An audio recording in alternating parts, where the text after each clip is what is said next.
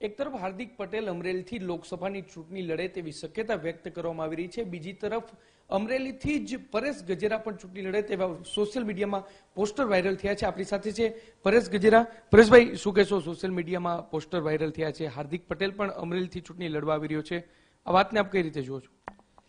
ખાસ આમ તો મેં અગાઉ પણ કીધું હતું કે મારી ઉંમર નાની છે, હું પોલિટિક્સમાંથી આવ્યો છું, ભવિષ્યમાં જઈ શકું, પણ હાલ નજીકના ભવિષ્યમાં કોઈ ચૂંટણી લડવા નથી।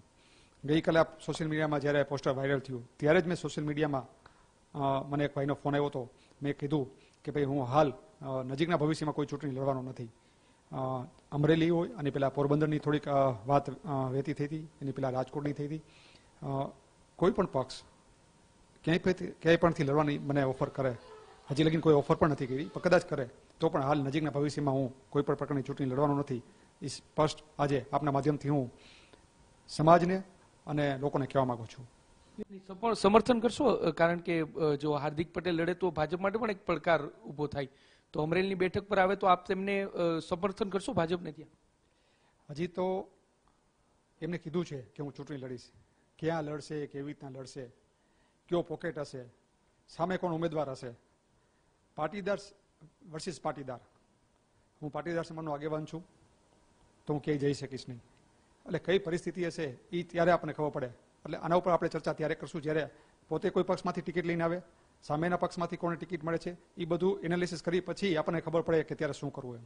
પરેશભાઈ, અંતિમ સવાલ, હાર્દિક પટેલે જે આંદોલનની શરૂઆત કરી એ સામાજિક આંદોલન હતું, સામાજિક દ્રષ્ટિએ આંદોલન શરૂ કર્યું, આપ પણ એક સામાજિક આગેવાન છો, શું માનો છો કોઈ સામાજિક આગેવાને સામાજિક હાથો બની અને રાજકારણમાં પ્રવેશ કરવું જોઈએ? આ વાતને લઈને આપ શું કહેશો?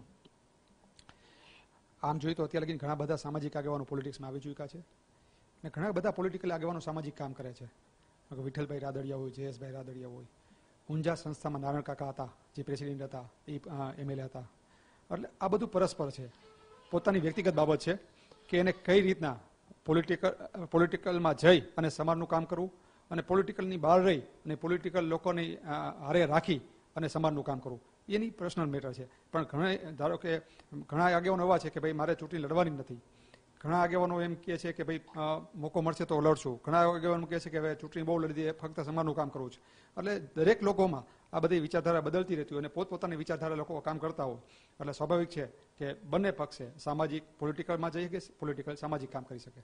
તો આ હતા પરેશ ગજેરા કે તેઓ સ્પષ્ટપણે કહી રહ્યા છે કે હાલમાં તેઓ લોકસભાની ચૂંટણી નથી લડવાના, પરંતુ જો હાર્દિક પટેલ અમરેલીથી ચૂંટણી લડશે અને તેમની સામે જો કોઈ પાટીદાર ચહેરો તેની સામે ભાજપ દ્વારા મૂકવામાં આવશે તો પાટીદાર વર્સિસ પાટીદારનો તેઓ પ્રચાર નહીં કરે, જો અન્ય કોઈ ઉમેદવાર હશે તો જરૂરથી તેઓ ભાજપનું સમર્થન કરશે।